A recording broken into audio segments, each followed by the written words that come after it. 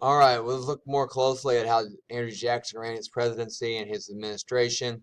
He went through lots of different cabinet members. He argued with them. He fought with them. He was very strong-willed, and his best way of managing was to get really angry and intimidate people, and that didn't go over well with a lot of his cabinet members. Under Jackson's watch, one of the things that occurred that was a real problem, and this was not Andrew Jackson's fault, this was just something that happened in America at that time, is that we started to get divided as a country into three different regions that had a lot of differences. We had the North, the South, and the West, and each region had different goals, different culture, and over time, increasingly, these three different regions will become more and more divided, and our country, instead of being unified like it was after the Revolutionary War, will become more divided, which will lead to more conflict and really more drama for our entire country. One of the regions was the North.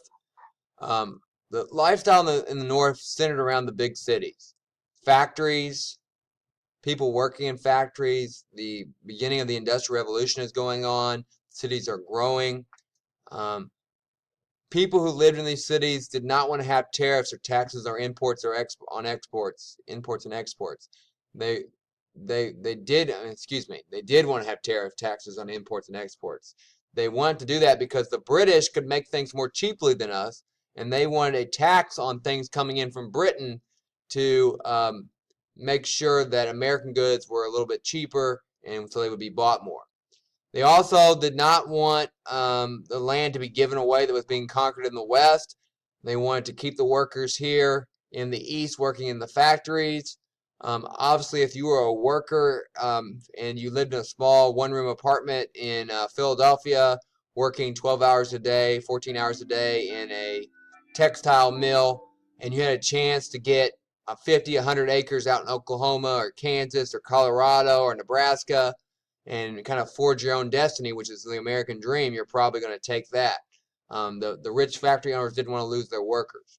In general, they did not use slaves in the North in these cities, and they still made plenty of money. And so they were anti-slavery in the North. They did use like cotton made by slaves, harvested by slaves from South Carolina and Georgia and places. So they were indirectly profiting from slavery. However, in general, people were very much against slavery in the North. They wanted to end it. They saw it as evil and saw it as unnecessary. These early northern cities, because of all the burning of coal, were very dirty, grungy, not great sanitation, not necessarily the most pleasant places to live. In the South, almost everyone is a farmer at some level. The Southerners got a lot of their equipment from Britain, and so they were against tariffs. They wanted tariffs not to happen, so they get things as cheaply as possible. The Southern economy was based on slavery. Not everyone in the South was a slave owner.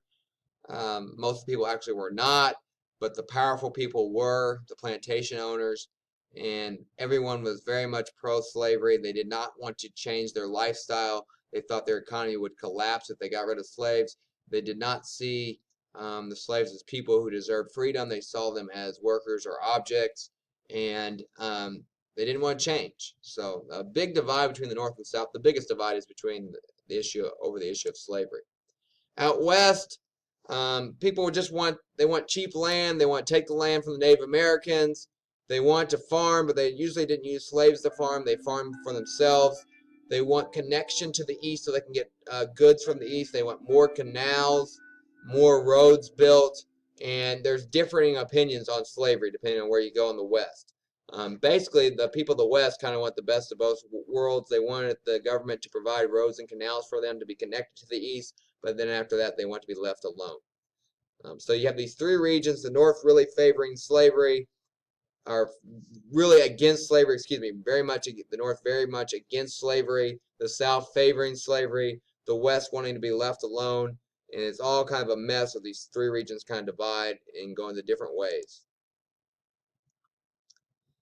This whole issue of slavery, we could talk about seeds, planting seeds for the future. Seeds you put in the ground and it grows over time. Make sure you write down this life lesson if you're in my class. you don't know when the seed's going to pop up and things like that, but you know it will if it's watered and has sunlight and fertile soil. Well, you can plant positive or negative seeds in your life, and as a country, we can do that as well. You want to plant positive seeds for the future. This issue of slavery is a negative seed. It's going to, be planted when we write the Declaration of Independence and watered again when we don't fix slavery in the Constitution, and watered again as we make all these dumb compromises over slavery instead of dealing with the issue. And eventually, it's going to grow up into a horrible, incredible war that's going to tear the country apart and increase the suffering of millions of people. And not stop the suffering of the slaves who were enduring it. So you might think about, what seeds are you planting for your future? Are you planting a negative seed by developing bad habits, by having a bad attitude, by making bad connections with others? Or are you planting a positive seed by working hard, by taking up good habits, by living a healthful, peaceful lifestyle? Think about the seeds that you're planting for your future. Are they positive or negative? Because the fact of the matter is, what you do today will affect who you are tomorrow and what happens to you tomorrow. Let's stop there.